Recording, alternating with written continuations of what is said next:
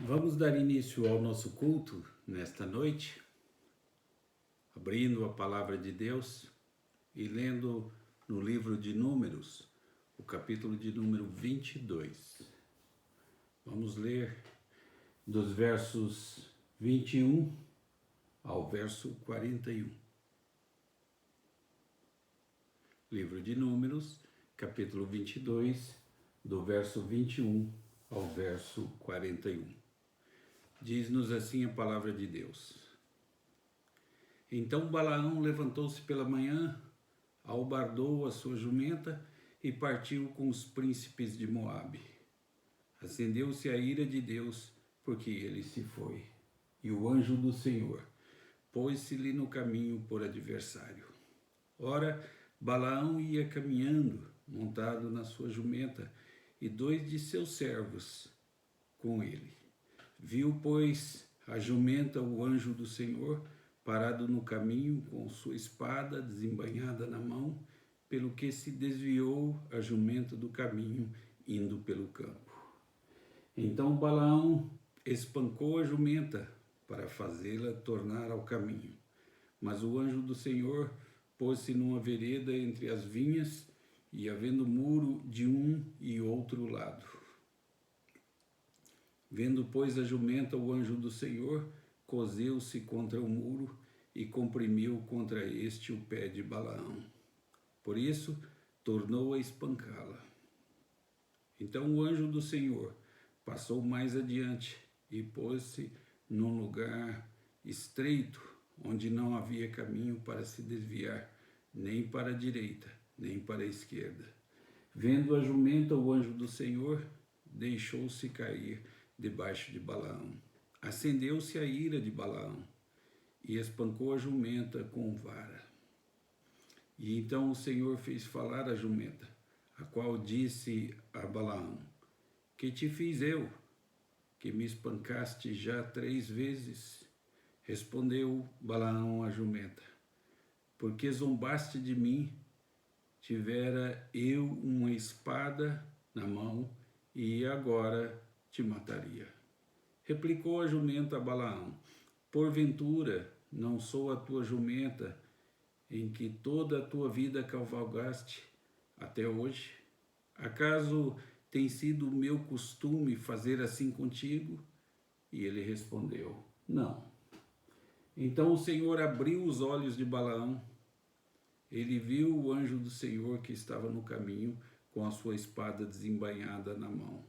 Pelo que inclinou a cabeça e prostrou-se com o rosto em terra. Então o anjo do Senhor lhe disse: Porque já 3 vezes espancaste a jumenta? Eis que eu saí como teu adversário, porque o teu caminho é perverso diante de mim. A jumenta me viu e já 3 vezes se desviou diante de mim. Na verdade, eu agora te haveria matado e a ela deixaria com vida. Então Balaão disse ao anjo do Senhor: Pequei, porque não soube que estavas neste caminho para te opores a mim. Agora, se parece mal aos teus olhos, voltarei. Tornou o anjo do Senhor a Balaão: Vai-te com estes homens, mas somente aquilo que eu te disser, isso falarás. Assim Balaão se foi com os príncipes de Balaque. E tendo Balaque ouvido que Balaão havia chegado, saiu-lhe ao encontro até a cidade de Moabe, que está nos confins de Arnon e na fronteira extrema. Perguntou Balaque a Balaão: Porventura não enviei mensageiros a chamar-te, porque não vieste a mim? Não posso eu, na verdade, honrar-te? Respondeu Balaão a Balaque: Eis-me perante ti. Acaso poderei eu agora falar alguma coisa? A palavra que Deus puser na minha boca, essa falarei. Balaão foi com Balaque e chegaram a Quiriate-Huzote. Então Balaque sacrificou bois e ovelhas, e deles enviou a Balaão e aos príncipes que estavam com ele. Sucedeu que pela manhã Balaque tomou a Balaão e o fez sair a subir a Bamote Baal. E Balaão viu dali a parte mais próxima do povo. Que assim Deus nos abençoe com a leitura da sua palavra, seja gracioso para conosco e a inscreva em nosso coração para não pecarmos contra ele.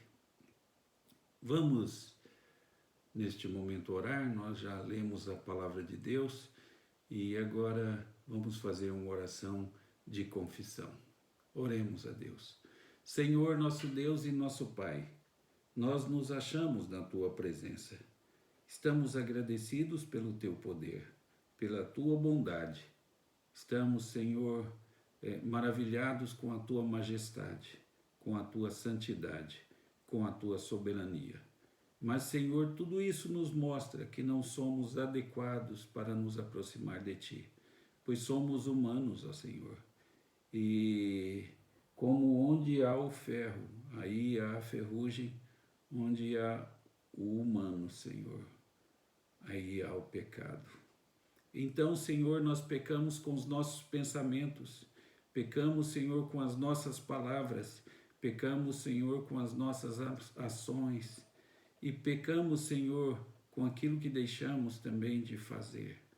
Nós temos procedido, Senhor, de modo pecaminoso. Somos pecadores, ó Senhor. Reconhecemos isso na Tua presença e reconhecemos que não somos adequados para prestar culto a Ti. E então, confiados única e exclusivamente nos méritos de Jesus Cristo, nós nos apresentamos diante de Ti. E agradecemos, Senhor, porque sabemos que Tu nos perdoas. Sabemos, ó Senhor, da Tua graça para conosco. E então nós Te louvamos por isso, porque o sangue de Jesus nos purifica de todo pecado. E é em nome dEle que nós oramos. Amém. Muito bem, nós vamos, neste momento, cantar um hino de louvor a Deus, o hino de adoração à Trindade, o hino de número 8 no nosso inário Novo Cântico. Hino de número 8, adoração à Trindade.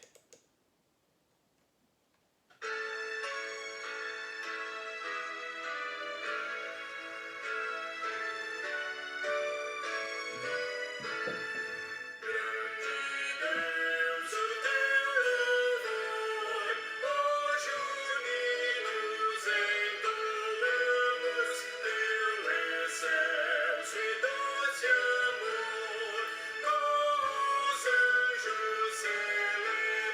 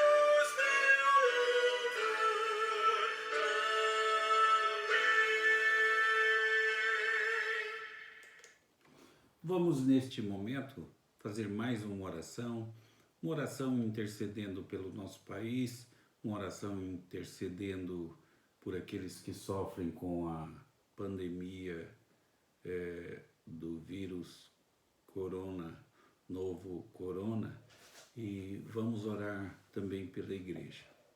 Então convido vocês a fechar os olhos e orar comigo em favor do nosso povo, intercedendo pelo nosso povo. Oremos ao Senhor. Santíssimo Deus, em cuja presença nos encontramos, Senhor.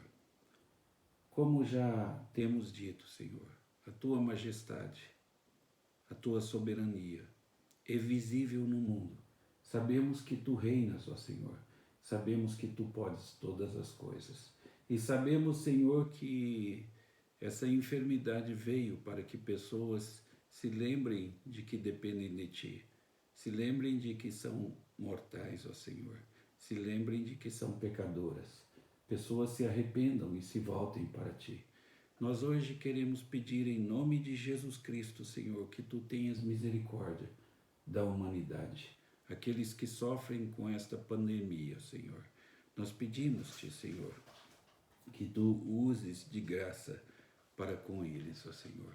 Pedimos em favor dos cientistas, para que descubram uma vacina, um remédio efetivo para combater a esse mal.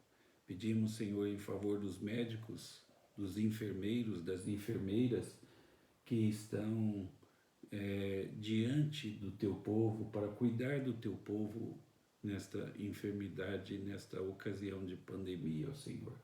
Pedimos que Tu preserves a cada um, ó Senhor, porque eles se dedicam para cuidar de homens que foram feitos à Tua imagem, conforme a Tua semelhança, Senhor. Também queremos pedir, em nome de Jesus, que Tu tenhas misericórdia do nosso país, que passa no momento por uma crise política tão grande, Senhor. Pai bendito e celeste, tem misericórdia do Brasil.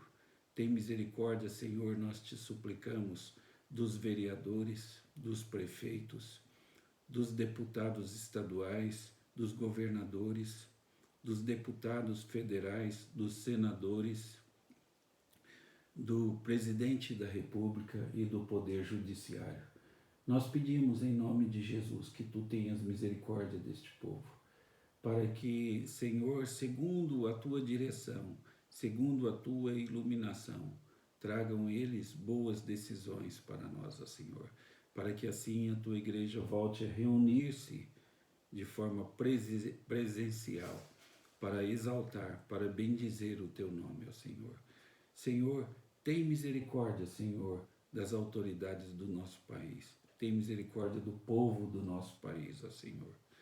E nós pedimos-Te todas estas bênçãos, em nome e por amor de Jesus Cristo. Amém. Muito bem, irmãos, quando nós lemos esta passagem de Números, no capítulo 22, os versos 21 a 41, nós encontramos aí muitas lições tiradas da vida de um falso profeta, cujo nome é Balaão. Bem, considerando todo o capítulo 22, nós temos muitas lições a tirar. Vamos tirar algumas dessas lições e aplicá-las à nossa vida. E a primeira lição, naturalmente, como falamos no domingo passado, tem que ver com a soberania de Deus. Essa é uma das grandes lições desta passagem, uma coisa maravilhosa. Os reis podem tentar resistir a Deus. Eles podem recorrer a poderes sobrenaturais e às magias das trevas, dos feiticeiros, mas tudo isso sem sucesso. Deus é quem governa este mundo. Deus é soberano. Ele é inesgotavelmente soberano. Ele é invencivelmente soberano. Ele é soberano no sentido mais pleno desta palavra. E essa é a mensagem que encontramos aí nos versos de 1 a 7 do capítulo 22 de Números. Mas há uma segunda lição aqui. E o que aprendemos neste capítulo é que ninguém pode impedir a bênção de Deus.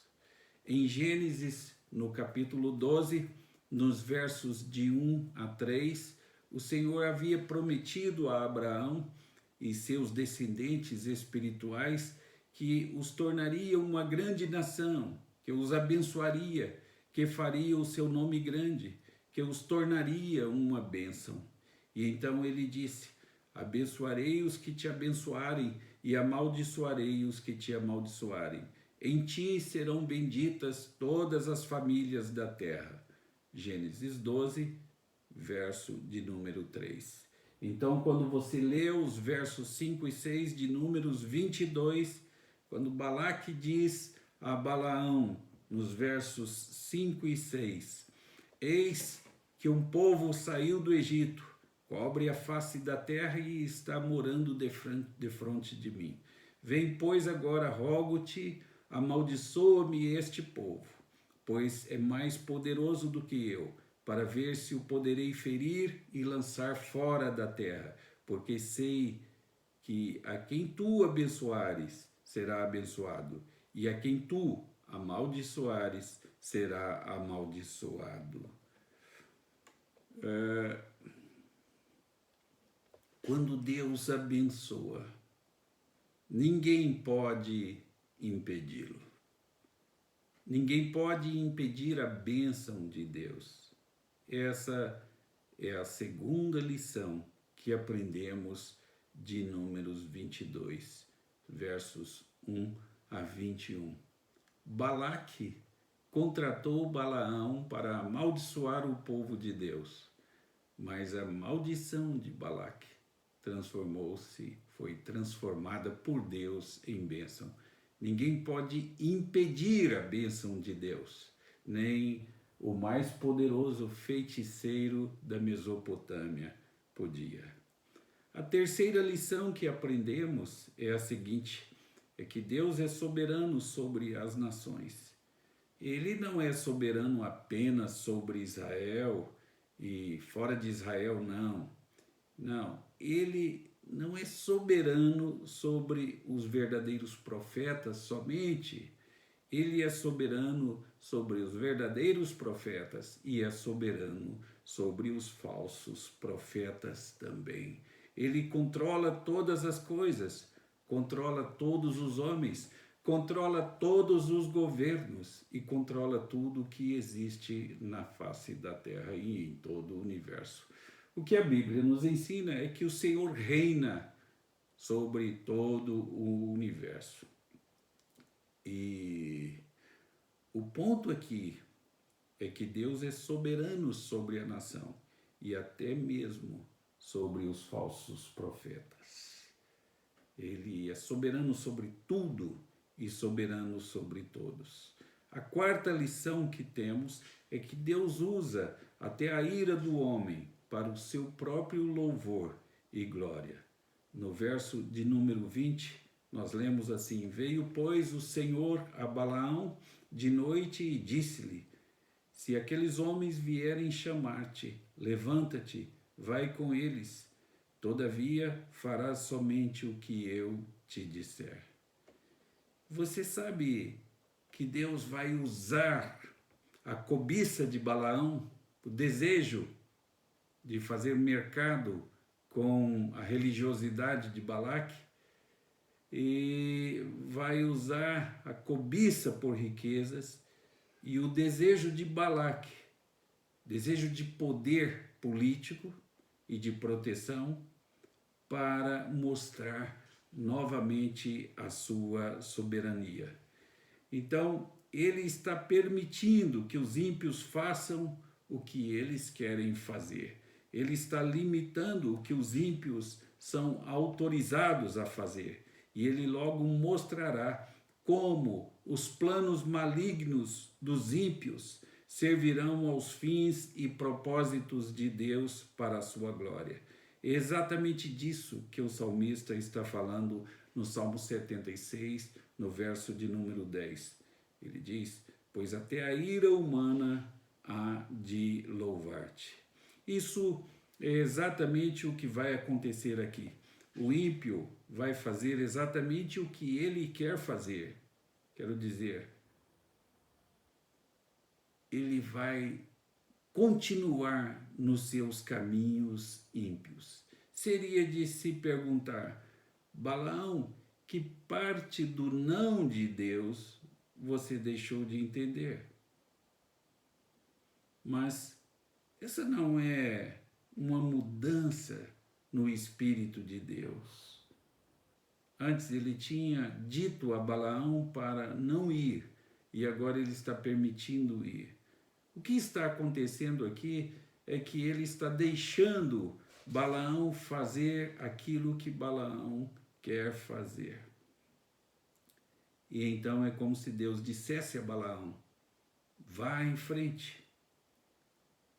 E então veja as consequências da sua atitude. Há um versículo no livro de Salmos que nos fala que Deus consentiu e concedeu aquilo que o povo pediu insistentemente, mas fez definhar-lhe a alma. Não vale a pena discutir com Deus, não vale a pena contrariar a vontade de Deus. E então, quando o homem insiste em andar pelos seus caminhos maus, caminhos ímpios, caminhos errados, Deus então permite para que o homem aprenda e colha as consequências das suas atitudes impensadas. Deus já havia explicado precisamente o que ele queria que Balaão fizesse. E ao voltar, Balaão está mostrando o que o seu coração desejava fazer. Então Deus diz: ok, Balaão, faça do seu jeito. E quando Deus diz isso aos pecadores, você entende o que sempre significa.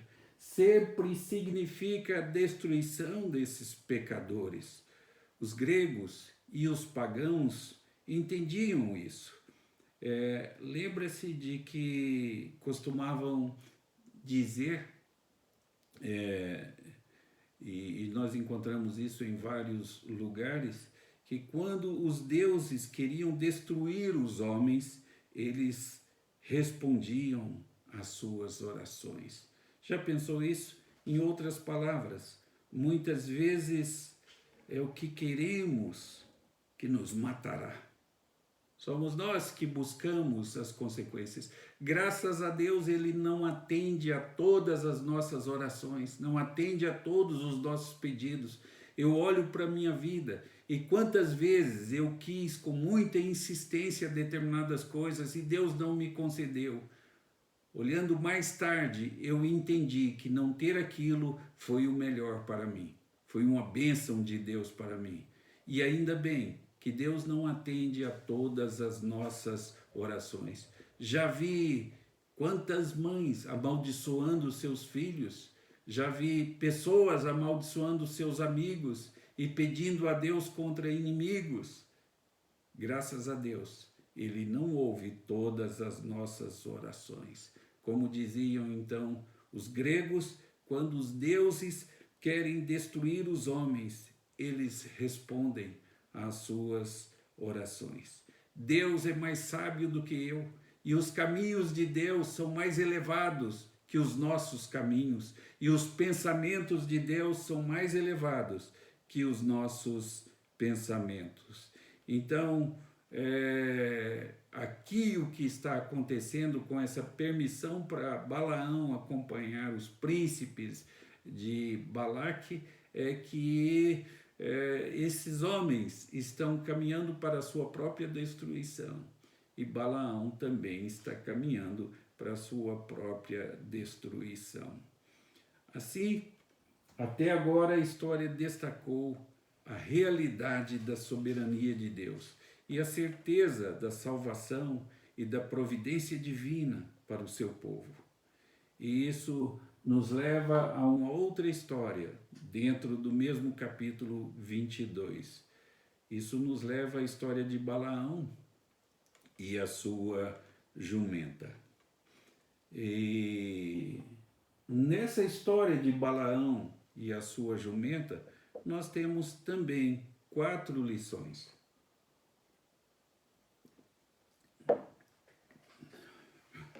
E eu vou chamá-las de lições paralelas. E elas talvez não sejam o ponto principal da passagem, mas são de grande importância, de grande valor. Mas há uma lição que é a lição principal, e eu vou tentar gravar isso em sua mente, porque é o ponto principal da passagem. Então nós vamos olhar para essas 4 lições paralelas juntos. Primeira lição para a qual eu chamo a sua atenção nessa história de Balaão e a sua jumenta é que há coisas pelas quais você não precisa orar. Essa é a primeira coisa que aprendemos. Nós aprendemos isso desde lá no verso 19. Há coisas pelas quais você não tem que orar. O que quero dizer com isso? O que quero dizer é o seguinte: quando Deus disse não em sua palavra, você não tem que orar para saber qual é a vontade dele. Agora, voltemos ao verso 2, em resposta à pergunta de Balaão. Então, posso ir e ganhar algum dinheiro de Balaque, amaldiçoando o teu povo? É a pergunta. E Deus disse: não. Você não pode ir com eles e você não pode amaldiçoar meu povo. Foi essa a resposta. Que lição Balaão deveria ter aprendido? Balaão não precisava mais orar sobre isso. Ele não precisava ter voltado à presença de Deus a consultá-lo sobre isso. Deus já havia dado a resposta em sua palavra uma vez. E ele não tinha que orar para procurar saber a vontade de Deus novamente. Isso nos leva à segunda lição paralela aí nessa história, que sem a obra da graça em nosso coração, animais e jumentas são mais sensíveis à presença e à vontade de Deus do que nós. Você vê a mensagem que está vindo alta e clara aqui? Balaão podia ser o maior feiticeiro da Mesopotâmia, mas ele não pôde ver algo tão claro como o nariz dele em seu rosto. O anjo empunhando a espada do Senhor, esperando para destruí-lo, por desobedecer ao mandamento direto de Deus. Agora, se Balaão não pôde ver isso, a jumenta dele viu. E qual é a lição, portanto? A questão é a seguinte: por que Balaão não voltou atrás? Por que ele não ouviu da primeira vez o não de Deus?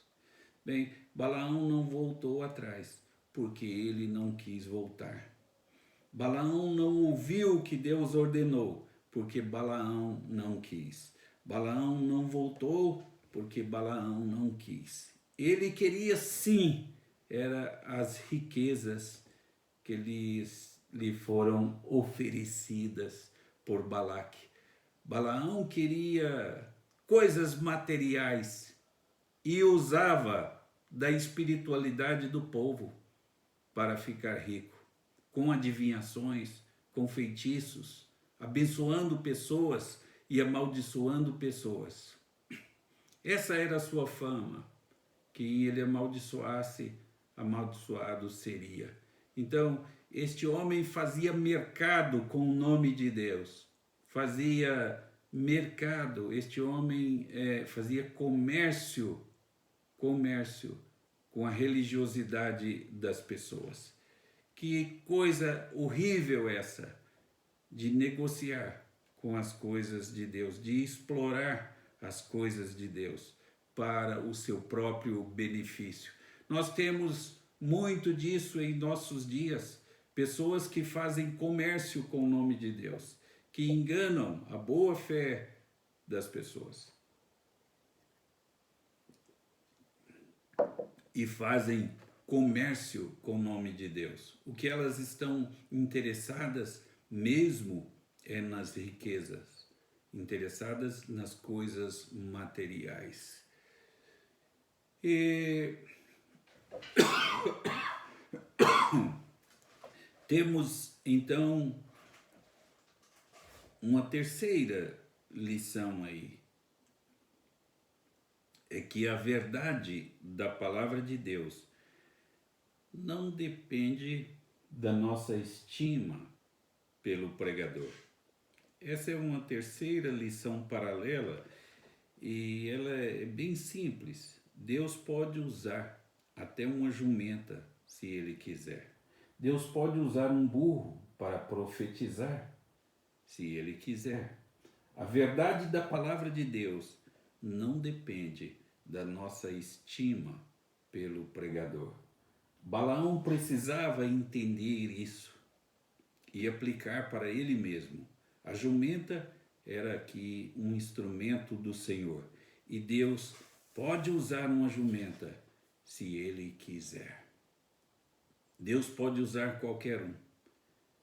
E eu estou consciente de que há pessoas que se convertem até com pregações de falsos profetas, naquilo que esses falsos profetas também mencionam a palavra de Deus, mas isso não diminui a responsabilidade de cada um e a consciência de que será julgado por Deus por aquilo que ensinou de verdadeiro e de falso, e por aquilo que usou para explorar a boa fé no coração das pessoas, para se enriquecerem em nome de Deus.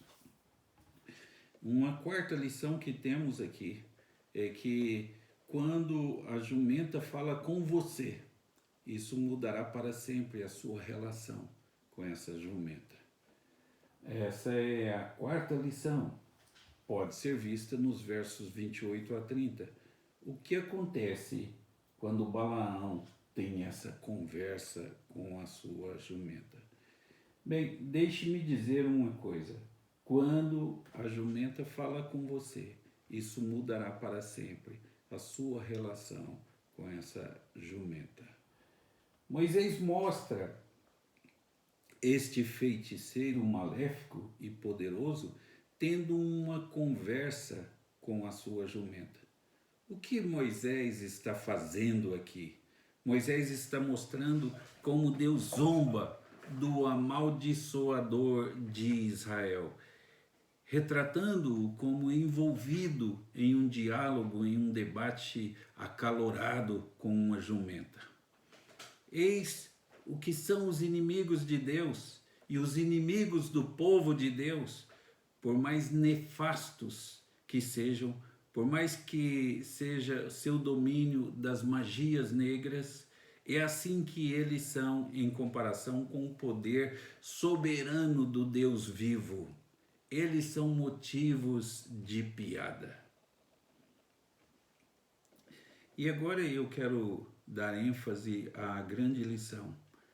A única grande lição que temos nesta passagem é a seguinte: Deus está assegurando a Israel, nesta história, a sua soberania sobre os falsos profetas. Então, às vezes, eu olho para o mundo, eu olho para as igrejas de falsos profetas, eu olho para a atitude de homens ímpios que usam o nome de Deus para explorar a boa-fé nas pessoas, eu olho para aqueles que fazem comércio com o nome de Deus e eu sei e me alegro porque Deus está no controle de todas as coisas, porque Deus é soberano sobre todas as coisas. Ele é soberano não apenas sobre Israel, ele é soberano sobre todo o mundo. Ele é soberano não apenas sobre os profetas verdadeiros, ele é soberano sobre os falsos profetas também. Ele está aqui assegurando a Israel a sua soberania sobre os falsos profetas, sobre os feiticeiros.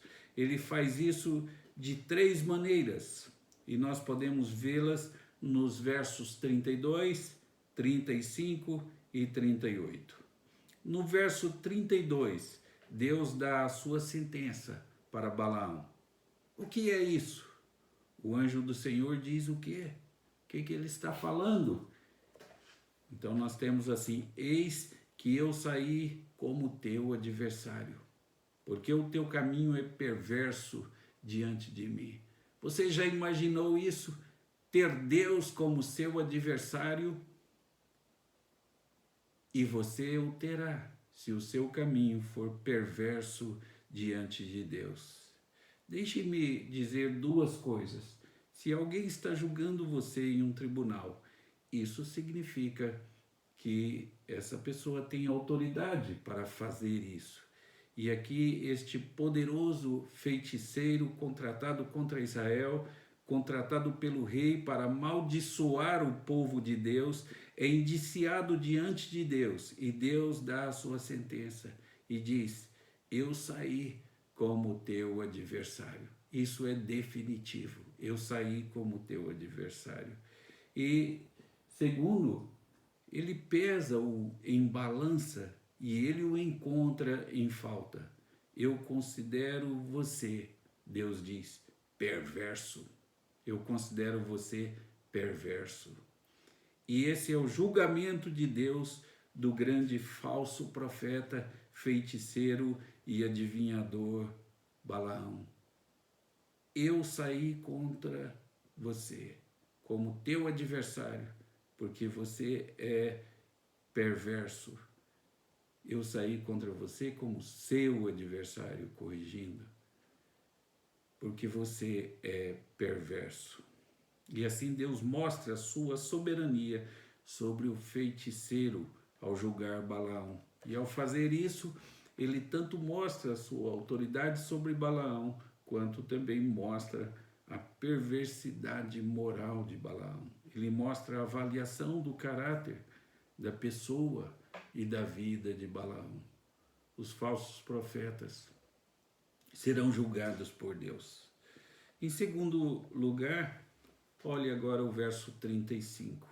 Então Deus instrui Balaão pela segunda vez, com quase a linguagem exata que ele usou da vez anterior.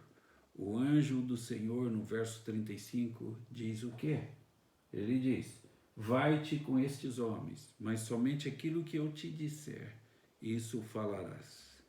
Agora entenda, você tem que olhar para trás, no verso 34, para compreender isso. Balaão acaba de ter seus olhos abertos e o anjo do Senhor está com uma espada na frente dele. Deus diz para não ir com eles. Deus disse para não amaldiçoá-los. Balaão voltou a Deus e perguntou: estaria tudo bem se eu fosse com eles? Ele disse, então Deus disse: vai em frente. E agora ele tentou matá-lo 3 vezes. E olha o que Balaão disse. Então Balaão disse ao anjo do Senhor: pequei, porque não soube que estavas neste caminho para te opores a mim. Agora, se parece mal aos teus olhos, voltarei. Ou seja, eu voltarei à Mesopotâmia agora. Mas o que acontece aqui? Mais uma vez, Deus dá instruções. Continue com os homens, mas você não pode amaldiçoá-los. E você vê Deus deixando que os desejos perversos do coração de Balaão o dirigissem para realizar os propósitos da vontade soberana de Deus. E assim você vê a soberania de Deus sobre o feiticeiro em suas instruções a Balaão. Então, finalmente veja o verso 38. É uma cena hilariante, cômica, diz-nos o texto. Respondeu Balaão a Balaque: eis-me perante ti, acaso poderei eu agora falar alguma coisa? A palavra que Deus puser na minha boca, essa falarei. E Balaão continua: você não sabe que tipo de dia eu tive. Cuidado, amigo, você não sabe. Eu tive o anjo tentando me matar por 3 vezes, meu pé está esmagado. E então ele diz: olha, eu vim até você, mas eu não tenho poder para falar nada. A palavra que Deus colocar na minha boca é o que eu devo falar. Eu vim até você, Balaque, mas o negócio é o seguinte: eu não posso fazer nada contra os filhos de Israel, pois o Deus deles não deixa eu fazer. Agora você pode imaginar a resposta de Balaque a tudo isso? Bem, que tipo de feiticeiro é você?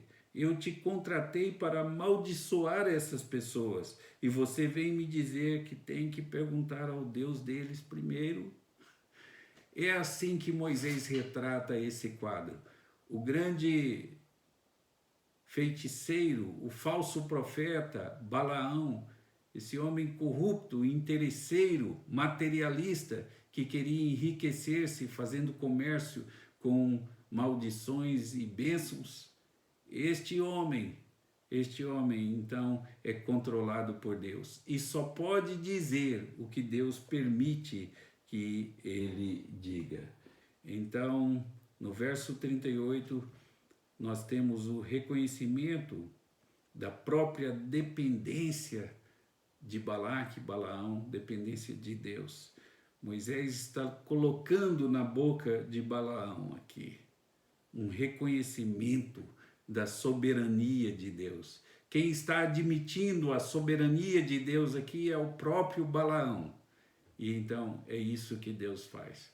No Salmo de número 2, a Bíblia diz que aqueles que não servem ao Senhor, que não creem no Senhor, a Bíblia diz que Deus ri deles, Deus zomba deles, não é? Porque o que é o homem perante Deus? Ele governa sobre tudo e ele governa sobre todos. Ele é soberano sobre as nações, mas não apenas sobre as nações. Ele é soberano sobre a família, sobre cada família. E ele é soberano sobre cada pessoa, sobre cada interesse. Ele governa sobre tudo e ele governa sobre todos. E ninguém há que possa resistir à sua vontade soberana. E ele é soberano não só sobre os profetas verdadeiros, ele é soberano sobre os falsos profetas também. Então não temos que temer os falsos profetas, não temos que temer os demônios, não temos que temer nada. Se nós temos algum problema neste mundo, o nosso problema é com Deus. Então devemos reavaliar, repensar aquilo que Deus já tem dito em sua palavra. E ao invés de orar para saber se isso é da vontade de Deus, o que devemos fazer é nos submeter a essa vontade já expressa em sua palavra. E qual é a mensagem aqui para Israel? E qual é a mensagem para você? É que Deus não está limitado às circunstâncias. Isso significa, meus irmãos, que se vocês estão descansando e confiando em Jesus Cristo, vocês nunca serão vítimas das circunstâncias. O Senhor das circunstâncias é Deus, porque o nosso Deus não está de modo algum limitado às circunstâncias. Mesmo que essas circunstâncias sejam falsas, sejam vindas de falsos profetas contra você para a sua destruição, eles não podem frustrar a soberania de Deus. As circunstâncias não podem frustrar a soberania de Deus. Nenhum poder do inferno, nenhum esquema de homens pode arrancar você das mãos de Deus. Esta é uma mensagem que realmente precisamos crer e nela precisamos confiar e por ela andar. Deus é soberano sobre não apenas Israel, mas sobre todas as nações. Deus é soberano sobre os homens bons, mas também o é sobre os homens maus. Deus é soberano sobre os profetas seus enviados pelo mundo, mas também o é sobre os falsos profetas. E quando Deus quer abençoar, ninguém pode impedir. Agindo Deus, quem impedirá? Ou então, em outras palavras, das palavras do Novo Testamento, se Deus é por nós, quem será contra nós? Oramos no início do nosso culto em favor das autoridades constituídas. Oramos por quê? Oramos porque acreditamos firmemente que Deus inclina o coração dos reis, que Deus pode usar mesmo homens maus para nos abençoar. Então, o nosso problema não é com autoridades ruins, com políticos ruins. O nosso problema é o seguinte: o que Deus quer de nós? Para onde Deus está nos conduzindo? É preciso aprender, irmãos, a analisar as circunstâncias da nossa vida e é preciso que aprendamos a tirar lições delas. Nós vamos, neste momento, orar mais uma vez, respondendo positivamente e agradecendo pelo ensinamento da palavra de Deus para nós nesta noite. Oremos ao Senhor. Santíssimo Deus, aprendemos hoje sobre a tua soberania. Aprendemos hoje, Senhor, que tu governas sobre as nações, que tu governas, ó Senhor, sobre Israel, mas também tu governas sobre todas as nações, que tu governas a igreja, mas tu governas também, Senhor, os homens ímpios. Sabemos, Senhor, que tu és soberano, soberano sobre os verdadeiros profetas que anunciam a tua palavra, mas sabemos também que tu és soberano sobre os falsos profetas. Sabemos, ó Senhor, que aquelas pessoas a quem tu queres abençoar serão abençoadas e ninguém e nada poderá impedir isso, Senhor. Sabemos de tudo isso e então nos levantamos de forma confiantes, ó Senhor, confiante na tua palavra, para viver o nosso dia a dia, sem medo das calamidades, dessa pandemia que aí está, e sem medo, Senhor, das autoridades, quer sejam boas, quer sejam ruins. Nós sabemos que foram constituídas por Ti, e nós suplicamos, ó Senhor, que nos concedas a graça de viver em paz, de compreender isso e assim viver pela nossa fé em paz neste mundo, fazendo a Tua vontade sempre que caminhamos, ó Senhor, para decidir qualquer coisa. Nós agradecemos-Te por tudo isso, em nome e por amor de Jesus Cristo. Amém, Senhor. Muito bem, vamos neste instante cantar um hino, o hino de número 316 do Inário Novo Cântico. Hino de número 316 do Inário chamado Novo Cântico, do nosso Inário.